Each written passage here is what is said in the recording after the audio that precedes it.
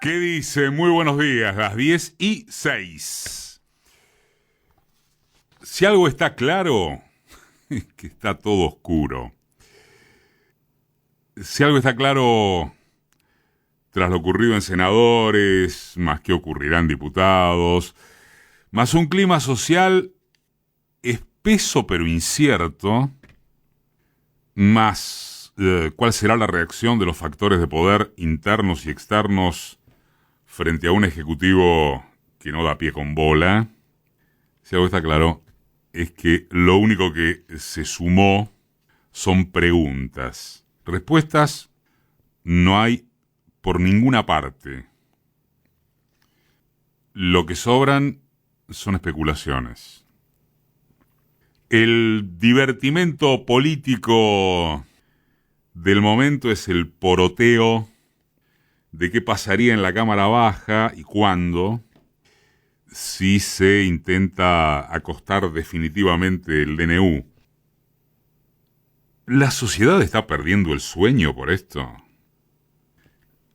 No, ni por asomo. Tal vez termine de perderlo cuando en forma inminente, ahora lo que resta de marzo, abril, se le acumulen los tarifazos descomunales.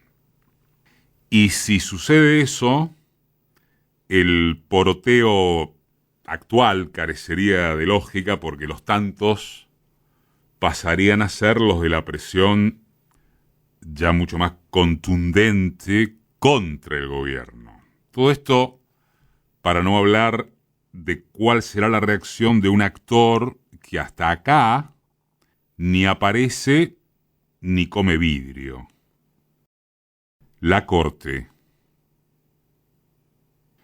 de cuya o sobre cuya constitución puede haber novedades de acá a fin de año o incluso antes.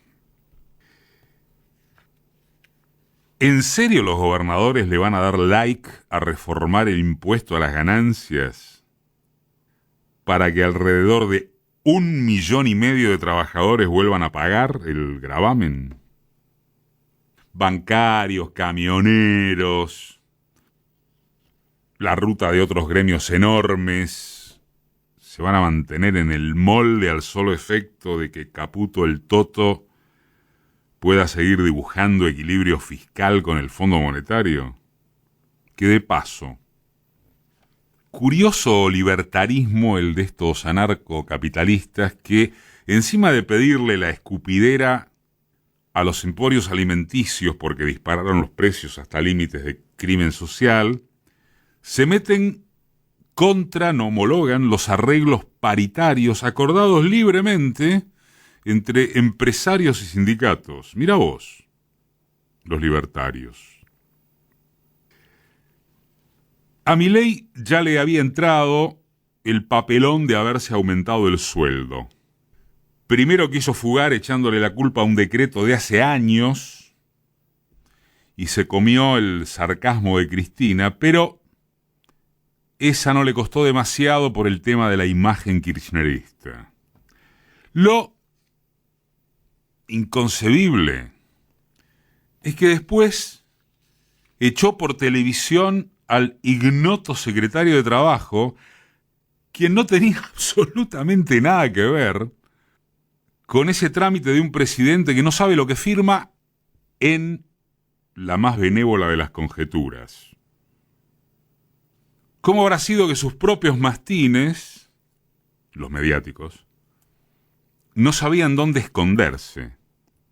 Y pegado arribó esta votación en la Cámara Alta con ingredientes de serruchada de piso, pase de facturas y el trolaje presidencial en una situación inédita. En estas horas, cuando la jugada, comillas, reglamentariamente inevitable de Victoria Villarroel se dio paso a otro trompazo en la cara de Milei, se han reactivado las dudas en cuanto a cómo quiere jugar la vice. Cómo juegue y cómo quiere. Buena parte, la gran mayoría del mundillo político interpreta que en su muy estudiado video tras la volteada del DNU en el Senado, Villarruel ratificó su apoyo exclusivamente a la figura del jefe de Estado, lo cual es un decir, por supuesto, siendo que Milei es el jefe de un Estado que quiere destruir porque, según afirmó en otro de sus arrebatos infantiloides, se trata de una organización criminal. Como señaló Ernesto Tiefenberg en su columna de ayer, el razonamiento libertario visto desde los hermanos Milei es más que sencillo y lo revelan sus propios operadores periodísticos. Milei cree que lo de Villarruel es fuego amigo.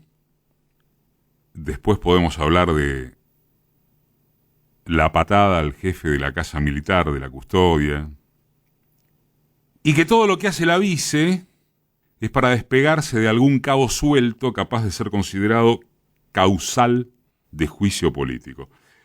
Llegado el caso de que Milei vea amenazado su lugar, enjuiciado por el Congreso, o, agregamos o preguntamos, afectado por algunas explosiones sociales que su estado psicológico no toleraría, Villarruel no quiere correr el más mínimo riesgo de acompañarlo en su suerte. Hacia detrás de esa eventualidad se puede jugar con el dato de que entre la hermana y la vice hay una inquina terrible, muy profunda, que viene desde la campaña electoral, no de ahora. La hermana siempre desconfió de quien supo hacer actos con logo propio, entre otros detalles. Y encima la obsesiona que debajo o delante de las movidas de Villarruel esté la mano del vacacionero Macri, quien hace ya rato predice que el hermano terminará perdiendo la oportunidad que abrió. Y después hay más jueguitos especulativos todavía, del tipo de si Milei podría acaso escapar de lo que le marca su pariente en jefe. Todos estos componentes son muy atractivos, muy entretenidos, propios del chusmerío de lo que otrora se llamaban revistas del corazón. Tienen espectáculo, tienen morbo, mucho morbo, tienen voyeurismo. Y no se dice ni mucho menos que sean elementos secundarios en cómo se constituyen o eluden ciertas acciones políticas. Al contrario, se tiende a creer que por arriba ya está todo predeterminado por estructuras que incluso manejan estos ingredientes a piacere según aquello del entretenimiento para la gilada. Miren, muchas veces funciona así y muchas veces no. Acá y en cualquier parte de todo tiempo y lugar, caer en lógicas binarias no es lo más recomendable. Para el caso, y aún concediendo que deban quitarse allá las pajas de cómo influyen las relaciones personales en la política, lo determinante es, podría ser, que Villarruel es una neofascista, si quieren quiten el prefijo, inteligente, muy carismática, rostro imperturbable, discurso muy bien armado, no trabaja de tuitera 24/7, aparece en los momentos justos, da imagen institucional, ella es una negacionista, y sabe transar con lo que la puerilidad ideológica denomina la casta. Villarruel es muchísimo más peligrosa que Milei. Sea que detrás tenga la mano de Macri a fines de prepararse para el momento justo, o fuere que tiene el deseo de avanzar rumbo a ser una Meloni, un Ayuso, o espécimen de esa naturaleza. Villarruel es la opción de derecha de la derecha. En la hipótesis de que Milei no logre atravesar esta recesión despampanante en su guerra de misión bíblica contra casi todos. Enfrente de esta posibilidad, por eso de lo que hablábamos en torno al que sobran las especulaciones, empezaría a articularse lo Massa, lo Larreta, lo Lustó, lo Manes, y el acuerdo con algunos gobernadores hacia un pacto confederal más o menos en serio, de condiciones distributivas que no sean la extorsión del Pacto de Mayo. Al fin y al cabo, es lo que Cristina definió en el centrismo de su documento, convocando a tomar nota de que, en efecto, hay tantos derechos sociales a preservar como anquilosamientos de los que salir a esta altura de la revolución tecnológica. Vamos, supo adelantarlo, ratificarlo Axel Kicillof cuando en septiembre del año pasado, a ver si se acuerdan, ante una platea ultra K, llamó a dejar de aferrarse a las instancias, así dijo, gloriosas de Perón, Evita, Néstor y Cristina, porque en caso contrario, así dijo, esos símbolos serán las bandas de rock que tocan grandes viejos éxitos.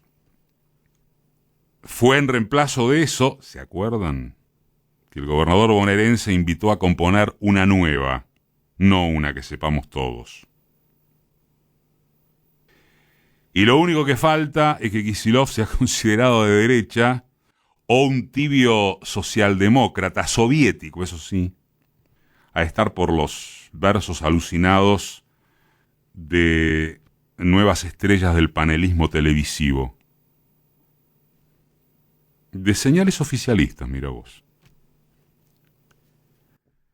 Salir de esta zona de confort ideologista y de proclamas poéticas, que no es lo mismo que perder la ideología, resulta complicado.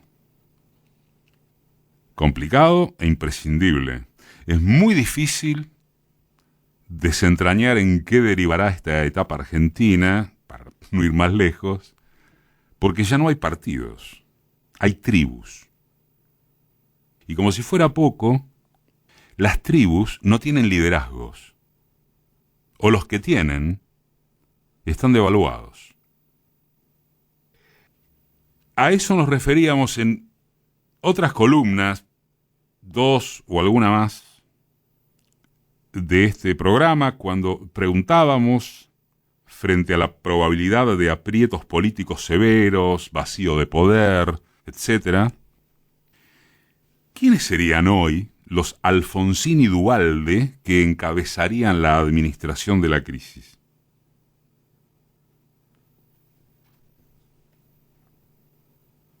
Habrá que ver si este experimento de Milei, gracias a algún apoyo financiero internacional más el de las corpos locales y extranjeras, alcanzará la chance de sobrevivir a este estadio donde él festeja que la gente no tenga un mango porque lo sacrificial dará resultados. Más todavía, acaba de afirmar que los jubilados en dólares tuvieron un 150% de aumento. ¿Tiene sentido seguir discutiendo las cosas que dice este sujeto? Más pareciera que un sentido mayor es cuál será la capacidad de aguante o de hipnosis de un grueso social que todavía lo sostiene. Por favor. Junto con sus Conan mediáticos y la parte de la casta temerosa de quedar como destituyente.